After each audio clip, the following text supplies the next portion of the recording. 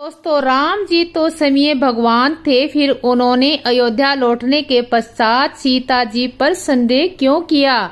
भगवान राम के ऊपर सबसे बड़ा इल्जाम ये लगा कि उन्होंने सीता पर विश्वास नहीं किया और एक धोबी के कहने पर सीता की अग्नि परीक्षा ली। तो इस संबंध में मैं बताती हूँ कि राम के एक मनुष्य योनि में जन्म लिए थे और मनुष्यता का क्षण भी उतारना था। उन्हें सीता की पवित्रता पर कोई शक नहीं था, पर मनुष्यों के भ्रम भी दूर करना जरूरी था। राम जानते थे कि सीता अग्नि परीक्षा से सकुशल बाहर आ जाएगी, पर राम सीता की अग्नि परीक्षा से मन में बहुत दुखी हुए और बाद में जल समाधि लेते हैं। 2 पंक्तियों में सार है। क्षण थे जो मनुष्यता के वो उतारते रहे, जन को तारते रहे, पर खुद के मन को मारते रहे। एक भरी सर्दी का दोष खुद पे धारते रहे। जानकी तो जीत गई, राम हारते गए। 14 वर्ष तक लोगों ने राम की प्रतीक्षा की और राम आए, पर लोगों ने यही सवाल पूछा। सब अपने दुख थे और सबके सारे दुख चले गए। सबके अपने दुख थे, सबके सारे दुख चले गए। वो जो आए थे वो गए, वो ही सांस ले गए। राम राज्य की आस में सारे दिल जल गए। राम राज्य आ गया तो राम ही चले गए।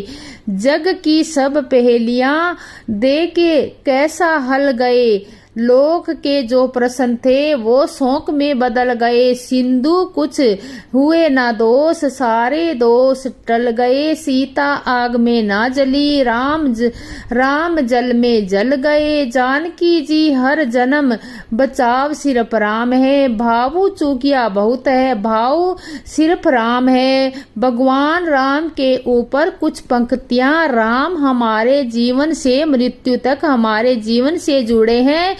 राम सिर्फ अपने पिता के वचन के लिए सारा राज्य छोड़कर वन गए और वन जाने के बाद ही वो भगवान राम बने।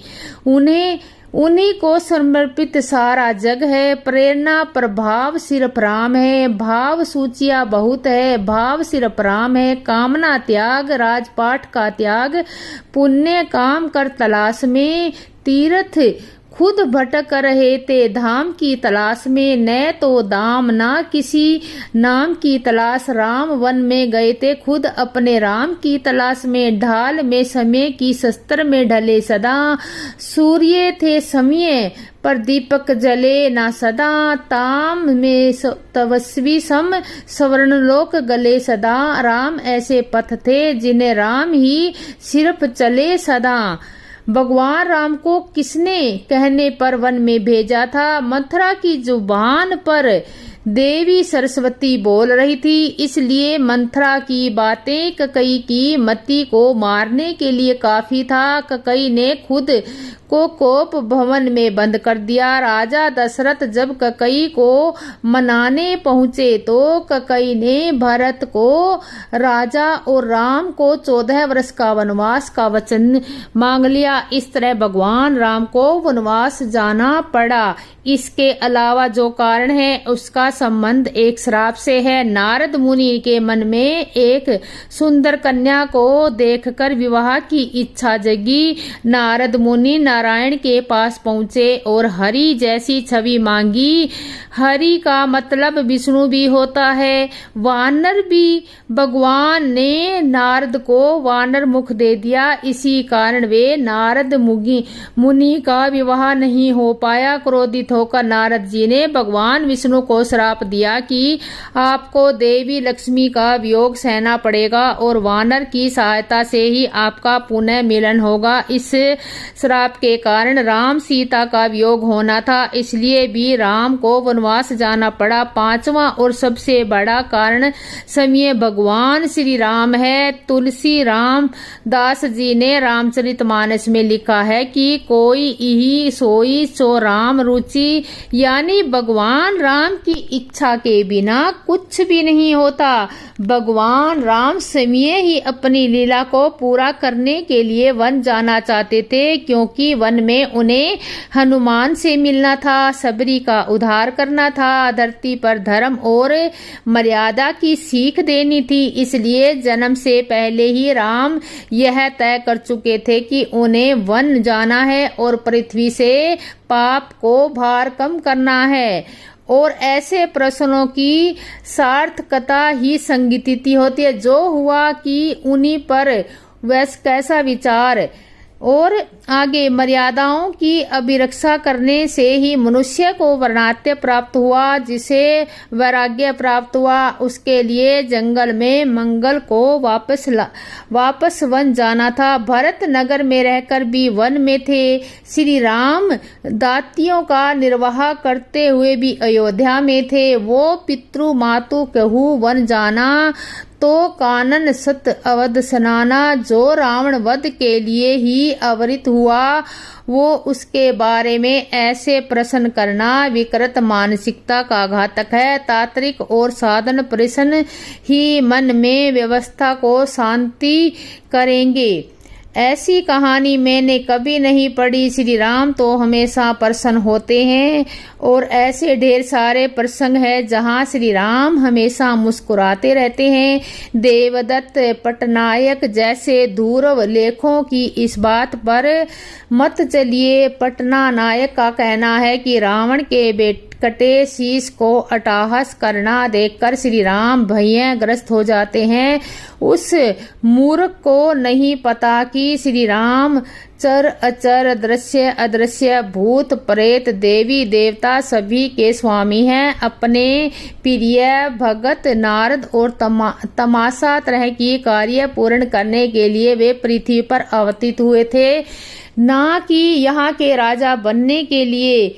और पाताल अश्विनी कुमार, लोभ जिनका कठोर, यमराज भयानक दांत है, माया हंसी है और अटहार है, और जितना जो जिसका विराट है वो अनंत है। वह रावण वेद के पश्चात डरकर हंसने पर पाबंदी लगा देगा, ऐसा तो मुझे नहीं लगा हुआ होगा। श्री राम जी अयोध्या का राजा बनाने का निर्णय राजा दशरथ और मुनि वरिष्ठ के विचार विमर्श ने लिया था। ऐसा कहा जाता है कि यह बात कैकेयी को 14 दिन बाद पता चली थी। कैकेयी राजा दशरथ को प्रिय पत्नी थी, लेकिन उन्हें यह बात मथुरा से मालूम चली। इस बात का बदला लेने के लिए कैकेयी ने श्री राम को वनवास भेजा, और कहते हैं इसके पीछे की कहानी वाल्मीकि जी को लिखी रामायण के अनुसार कैकेयी की जिद की वजह से श्री राम जी को वनवास हुआ। दासी मंत्रा के बहकावे में आकर कैकेयी ने राजा दशरथ से ये वचन मांगा। उन्होंने अपने बेटे भरत के लिए राजगद्दी और श्री राम के लिए 14 वर्ष का वनवास मांग लिया। ऐसे ही रोचक जानकारी के लिए हमारे साथ बने रहें। और जबकि हम सीता जी को साक्षात परमेश्वर ही मानते हैं, अब एक ऐसी छोटी मोटी समस्याएं तो उनके संबंध में होनी ही नहीं चाहिए। फिर भी आजकल के नव शिक्षित विद्वानों के लिए कुछ लिख रहा है, यह मानकर कि भगवान श्री राम एक आम आदमी ही थे। हाँ, अगर आप रामायण के बालकांड को श्लोक देखोगे तो हमें पता चलता है कि श्री राम जी और सीता जी के विवाह के लिए मुहूर्त खोजने को जब कहा गया तो ज्योतिषियों ने उस मुहूर्त निकाला था, वही ब्राह्मण ने भी निकाला था। यह सब देखकर कहा गया कि यहाँ के ज्योतिषी भी ब्राह्मण से भी कुछ भी कम नहीं है, या प्रति ब्राह्मण ही है। क्या आप जानते हैं, जब भगवान श्री राम का जन्म वनवास में हो गया तो क्या भरत जी राजा नहीं बने थे? जब भगवान श्री राम का जब वनवास हो गया तब भरत जी चित्रकूट थे। राम को वापिस अयोध्या ले जाने के लिए श्री राम को मनाने करने के लिए भरत जी ने राम की चरण पादुका को लेकर सिंहासन में उस चरण पादुका को राम की अनुपस्थिति में सिंहासन पर रखकर विराजमान किया, और 14 साल तक अर्थात भरत जी राजा नहीं बने। जब भगवान श्री राम का जब वनवास हो गया तो भरत जी चित्रकूट गए थे, तो राम को वापस अयोध्या ले आने के लिए श्री राम के मना करने पर भरत जी राम जी की चरण पादुका को ले आए। सिंहासन पर उस चरण पादुका को राम की अनुपस्थिति में सिंहासन पर रखकर विराजमान किया। 14 साल तक अर्थात भरत जी राजा नहीं बने। आज के जमाने में हमें सनातन होने से 15 से 18 वर्ष लगते हैं, यानी हम दुनियादारी समझने लायक हो जाते हैं। राम को राजा होना था और राजा होने के लिए राज्य की जन समस्या व इनके निदान से पारंगत होना जरूरी है। सतयुग से लेकर आज तक यही परंपरा चली आ रही है। आप महाभारत काल में पाएंगे कि पांडवों को भी वनवास का श्रम करना पड़ा था। यही जीवन का सत्य है। आध्यात्मिक रामायण के अनुसार हमारा शरीर 10 इंद्रियों से संचालित दशरथ है। हमारी पहली माँ हमारी काबिलियत है, जिसे कौशल यानी कौशल्या कहते हैं।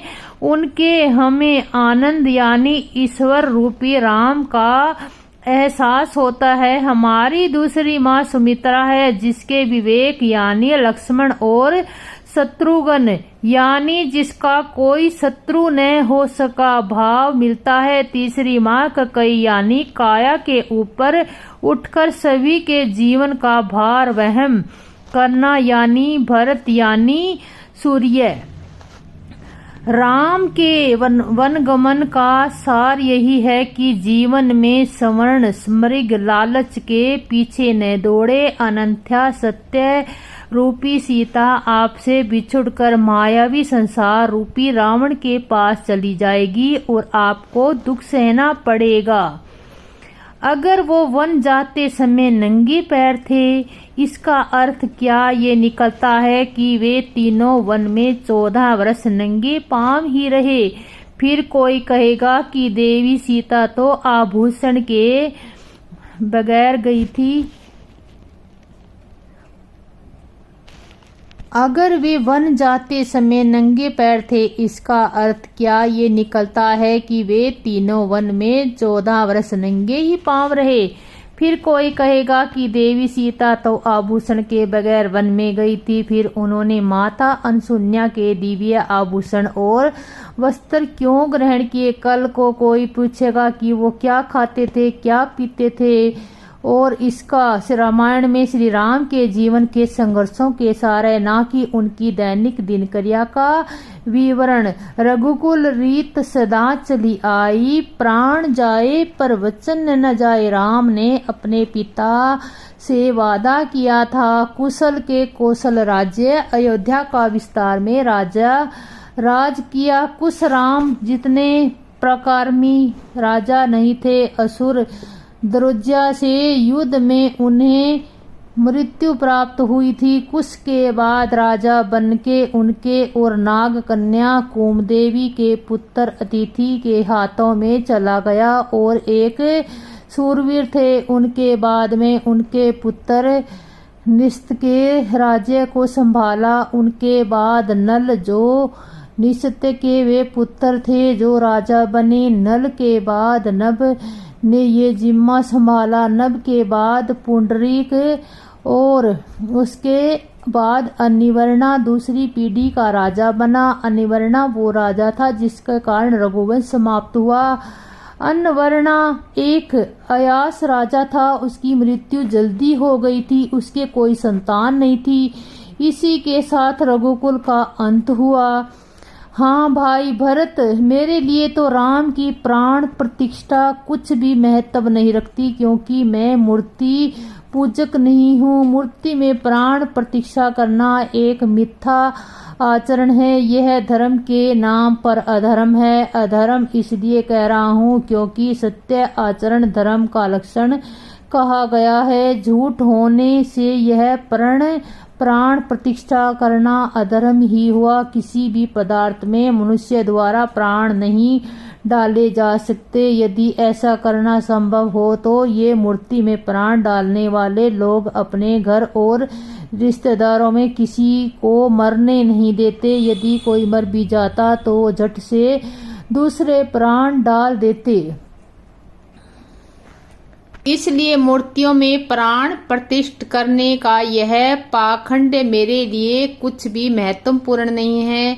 और यह सत्य है कि भगवान राम सब कुछ जानते थे, परंतु फिर भी वो सीता जी को वन में ले गए, क्योंकि अगर वे उन्हें वन में न ले जाते तो सीता हरण कैसे होता, ये भी जानते थे। सीता हरण ना होता तो रावण का वध कैसे होता। हालांकि उद्देश्य तो रावण वध भी नहीं था। भगवान ने सृष्टि की रचना की, विभिन्न जीव बनाए, उनमें समस्त जीवों में मनुष्य का स्थान अग्रणी रखा। और अब इस दुनिया को जीवन जीना कैसे है यह बतलाने के लिए भगवान ने स्वयं मनुष्य रूप में जन्म लिया, ताकि मनुष्य वर्षों वर्ष तक अपने दिखलाए पथ के अनुरूप जीवन जी सके। अगर उद्देश्य सिर्फ राक्षसों का हनन भी होता तो आपको क्या लगता है भगवान को पृथ्वी पर जन्म लेना पड़ता? रामायण काल के सभी महाकाव्य रामायण के द्वारा मर्यादा पुरुषोत्तम श्री राम महाकाव्य रामायण के द्वारा हमने मर्यादा पुरुषोत्तम श्री राम के जीवन को बहुत करीब से जाना है। श्री राम के शत्रु, उनके मित्र, उनके परिवार जनक आदि, उनका अपने भाइयों लक्ष्मण, भरत और शत्रुघ्न के अपार प्रेम, सीता जी के विवाह और वनवास को लेकर रावण की मृत्यु शैया तक पहुंचना, इन सब बातों से हम भली भांति परिचित है, किंतु आज भी उनसे जुड़ी कुछ ऐसी बातें हैं जिसे शायद ही आपने सुना या पढ़ा होगा। आज अपने इस लेख में हम आपको प्रभु श्री राम की बहन के बारे में बताएंगे। बहुत ही कम लोग यह जानते हैं कि श्री राम, लक्ष्मण, भरत और शत्रुघ्न की बड़ी इनकी बहन भी एक थी। आइए जानते हैं कौन थी श्री राम की बहन और उनके जीवन का रहस्य। अयोध्या नरेश दशरथ की 3 पत्नियां कौशल्या, सुमित्रा और कैकेयी में सबसे कौशल्या ने श्री राम को जन्म देने से पहले एक पुत्री को जन्म दिया था जिसका नाम शांता था। वह अत्यंत सुंदर और सुशील कन्या थी। इसके अलावा वह वेद कला तथा शिल्प में पारंगत थी। कहते हैं राजा दशरथ को अपनी इस होनहार पुत्री पर बहुत गर्व था। फिर एक ऐसी कौन सी वजह थी कि इन्होंने अपनी ही पुत्री को गोद दे दिया। एक कथा के अनुसार रानी कौशल्या की बहन रानी वर्षणी संतानहीन थी। वह इस बात से वह हमेशा दुखी रहती थी। एक बार रानी वाराणसी और उनके पति रोमपत, जो अंग देश के राजा थे, अयोध्या आए। राजा दशरथ और रानी कौशल्या की वर्षणी और रोमपत का दुख देखा न गया और उन्होंने निर्णय दिया कि वह शांता को उन्हें गोद दे देंगे। दशरथ ने इस फैसले से रोमपत और वैसरणी की प्रसन्नता का ठिकाना न रहा। कहते हैं कि उन्होंने शांता की देखभाल बहुत अच्छे तरीके से की और अपने संतान से भी ज्यादा स्नेह और मान दिया। इस प्रकार शांता अंग देश की राजकुमारी बन गई। वैसे तो शांता को लेकर कई कथाएं प्रचलित है, जिसमें से एक अन्य कथा के अनुसार यह माना जाता है कि जब शांता का जन्म हुआ तो अयोध्या में 12 वर्षों तक भारी अकाल पड़ा। राजा दशरथ इस समस्या के समाधान के लिए ऋषि मुनियों के पास गए, जहां उन्हें यह बताया गया कि उनकी पुत्री शांता के कारण ही यह अकाल पड़ा है। यह सुनकर राजा बहुत दुखी हुए और उन्होंने निसंतान वैसरणी को राजा रोमपत को अपनी पुत्री दान में दे दी। कहीं फिर अयोध्या अकालग्रस्त न हो जाए, इस भय से उन्होंने दोबारा शांता को कभी वापस नहीं बुलाया।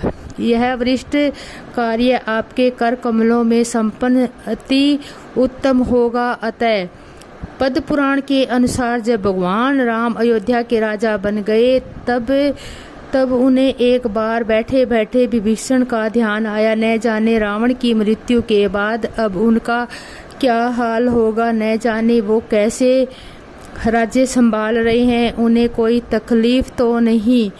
जब ऐसा भगवान ने सोचा तब भरत जी वहां पहुंच गए और राजा राम ने भरत को सारी बात बताई। भरत ने भगवान राम को विभीषण ने मिलने के लिए कहा। तब भगवान राम अपने छोटे भाई भरत के साथ पुष्प विमान में बैठकर विभीषण से मिलने गए। जब भगवान वनवास को गए तब भगवान श्री राम और भरत का मिलाप चित्रकूट में हुआ था। और आगे भरत का नारद वानर मुख दे दिया। इसी कारण से नारद मुनि श्री राम जी के वनवास जाते वक्त सीता मैया भी सब कुछ त्याग करके उनके साथ वनवास गई थी। तो सीता मैया के अयोध्या में आने के बाद सिर्फ लोगों के वजह से आश्रम में रहना पड़ा। तो श्री राम जी भी सब त्याग कर सीता मैया के साथ क्यों नहीं गए? क्योंकि श्री राम जी पति होने के साथ राजा भी थे। राजा का कर्तव्य अपने परिवार से ज्यादा अपनी पूरी प्रजा को राज्य के प्रति अधीन होना होता है। राजा अपने राष्ट्र के प्रति पूर्ण समर्पित होता है। इसी बात को पूरी तरह मानकर पिता प्रजा के मना करने के बाद भी श्री राम जी अपने पिता राजा दशरथ के वचनों को पूरा करने के लिए 14 वर्ष जंगल में रहे ताकि राज्य में पूर्ण आदर्श स्थापित रहे। अब रही बात पति के प्रति त्याग की, तो प्रभु ने राजा होने के नाते बस राजमहल को ही नहीं त्यागा परंतु सभी सुख सुविधाएं त्याग कर प्रभु जी जमीन पर कपड़ा बिछाकर शयन करते थे, तपस्वी जीवन व्यतीत करते थे। ठीक जैसे श्री भरत जी प्रजा का पालन करने के लिए जंगल नहीं गए परंतु वह खुद को अपने राजा का दूत मानकर अपनी प्रजा के प्रति अपने कर्तव्य का पूर्ण पालन किया, परंतु अपने भैया के प्रति अपना पूर्ण निष्ठा होने के कारण सब होते हुए राजमहल का कोई सुख उन्होंने प्राप्त नहीं किया। ये सब तो मैंने भी ऊपर लिखा है कि इसका एक एक क्षण आप वाल्मीकि रामायण जी में पढ़े। ऊपर लिखना नहीं चाह रही थी परंतु भ्रामक जानकारी बहुत लोग प्रदान कर रहे हैं। तथा सीता जी का विवाह 6 वर्ष की अवस्था में हुआ। तब हम वहां वाल्मीकि रामायण से इसका उत्तर देंगे, कृपया पूरा पढ़ें।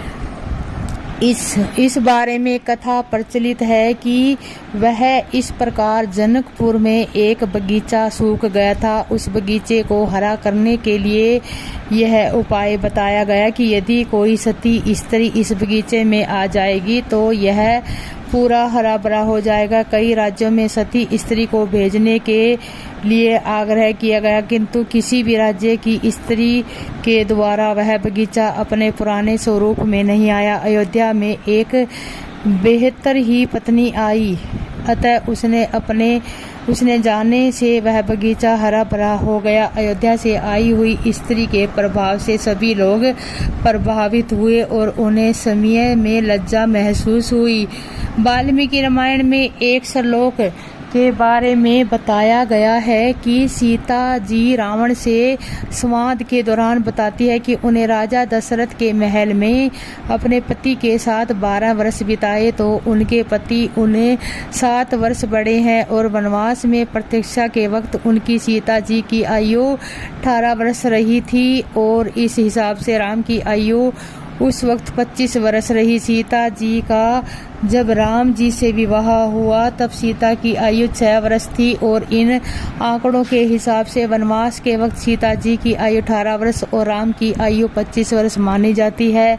भगवान श्री राम ने अयोध्या वासियों के कहने पर माता सीता का त्याग नहीं किया। वाल्मीकि रामायण राम के राजा बनने पर समाप्त हो जाती है। तुलसीदास के रामचरित में सीता त्याग का उल्लेख नहीं मिलता, उल्टा उसमें लव और कुश महल में जन्म लेते हैं। इसलिए मेरा यह स्पष्ट मानना है कि श्री राम जी सीता माता कोई त्याग नहीं किया, नहीं तो ये प्रश्न नहीं होता। फिर भी यदि हम मान ले कि दंड कथा और सारे रामायण को ही गलत बताकर उल्ट पुल्ट कर देने वाला उत्तरकांड सही है और श्री राम ने सीता का त्याग किया, तो यह भी राम की राजनीति दर्शाता है। आप ही बताइए, यदि किसी नेता का कोई परिवारजन कोई गलत काम करे या शक में भाड़े में आ जाए, मान लीजिए कोई साधारण व्यक्ति के आरोप करे कि कोई नेता के बेटे ने अपनी गाड़ी के नीचे लोगों को कुचल दिया, तो आज की तारीख में कौन सा ऐसा नेता है जो उस लड़के को घर से निकालकर तड़ीवार कर देगा? कौन सा नेता उस लड़के को मार नहीं पाएगा? और मुझे लगता है प्रजा के मत को समय के मत से अधिक महत्व देना भगवान श्री राम के प्रजा प्रेम को दर्शाता है। यदि हम इस बात पर अड़कर बात करें कि सीता के साथ घोर अन्याय हुआ था, मुझे बताइए श्री राम ने सीता का त्याग करने के पश्चात कितनी शादियां की? इतने विशाल महल में उनकी क्या दशा रही होगी? वो अपने बांधवों और अपनी पत्नियों के पुत्रों को देखकर खुशहाल जीवन जीता हुआ देखते थे, पर समय अकेले रह जाता है। सीता के पास तो लव कुश थे, ना सिर्फ राम, भाला किसके सहारे जिए? वैसे भी ये केवल एक दंत कथा है, इसका कोई ठोस आधार नहीं है। तड़का में जब सीता ने अग्नि प्रवेश में किया, तब ब्रह्मा जी ने शिव जी और बाकी सारे देव को दशरथ। अगर आपका इस दंत कथा पर विश्वास है तो आप मुझे बताइए, क्या आपको नहीं लगता कि राम ने सीता के साथ अपने वैवाहिक जीवन का भी त्याग कर दिया था? फिर हमारी बिबलैंड गैंग इसे स्त्री शोषण का नाम देकर प्रभु श्री राम को दोषी कैसे ठहरा देती है? मेरे हिसाब से ऐसा कुछ हुआ ही नहीं था, और यदि हुआ तो मुझे भगवान विष्णु के बर्ताव पर अपनी राय देने का कोई अधिकार नहीं है। मैं अपने को विष्णु भगवान से बहुत छोटा मानता हूँ और समय को उनके बड़ा मानता हूँ। अपना फैसला सुना दो, क्योंकि ये बातें उसको समझ में नहीं आएगी। राम मानव अवतार थे, उन्हें उस मर्यादा का पालन करना था। राम राज्य नियम था कि कोई भी स्त्री अपने पति पिता भाई या घर के मुखिया की आज्ञा के बिना घर के रात भर बाहर नहीं रह सकती। जिस धोबी ने सीता जी पर लांछन लगाया, उसकी कहानी उस धोबी की लड़की एक रात अपने पिताजी की अनुमति के बिना रात भर एक धार्मिक सत्संग में रुक गई। उसके पिताजी ने उसके बारे में अपने पड़ोसियों से जानकारी प्राप्त की कि पुत्री कहाँ है। उस समय भरत जी कुटिया बना रहे थे, सारा राज्य कार्य शत्रुघ्न जी संभाल रहे थे। उस धोबी की पुत्री के विरुद्ध किसी ने शिकायत कर दी कि यह रात भर पिता की आज्ञा के बिना घर से बाहर रही। यद्यपि धोबी ने अपनी बेटी का ही पक्ष लिया था, तो उसको अपनी पुत्री के आचरण पर कोई संदेह नहीं, पर शत्रुघ्न ने राज नियम के अनुरूप धोबी की बेटी को निष्कृत किया था, तो धोबी उस समय न्याय के सहमत हुआ। उसकी अपनी पुत्री अनन्य स्नेह होने के कारण सीता जी पर प्रकरण राजा राम के दक्ष उपस्थित किया कि मेरी पुत्री भी निर्दोष होते हुए दंड की भागी हुई, तो क्या ये नियम सीता जी पर भी लागू क्यों नहीं? राजा राम को राज्य धर्म का पालन करते हुए सीता जी को वनवास देना पड़ा। कई जगह पुत्री के स्थान पर पत्नी का भी उल्लेख हुआ है। वरहन विष्णु पुराण के वर्णानुसार सम्राट जनक की हल हर्षक यज्ञ भूमि उर्पिजा सीता के अवरुति होने का स्थान है। यह जो उनके राजनगर में से पश्चिम 3 योजन अर्थात 24 मील की दूरी पर था। किसी लक्ष्मण दत्त वर्तमान में लखदेई नदी के तट पर उस यज्ञ का अनुष्ठान एवं संपदा बताया जाता है। हल आकर्षण यज्ञ के परिणाम स्वरूप भूमि सूता सीता धारा धारम पर अनिवर्त हुए, साथ ही प्रकाश मेघाच्छन्न होकर मूसलाधार वर्षा प्रारंभ हो गई। इसके प्रजा का दुष्कलन तो मिटा, नवजात शिशु सीता की उससे रक्षा की समस्या मार्ग में नरपति जनक के सामने उपस्थित हो गई। उसने वहां वर्षा की वाट से बचाने के विचार से एक मंडई कुटी झोपड़ी प्रस्तुत करने की आवश्यकता आ पड़ी। राजा ने शीघ्रता से उस स्थान पर एक मंडई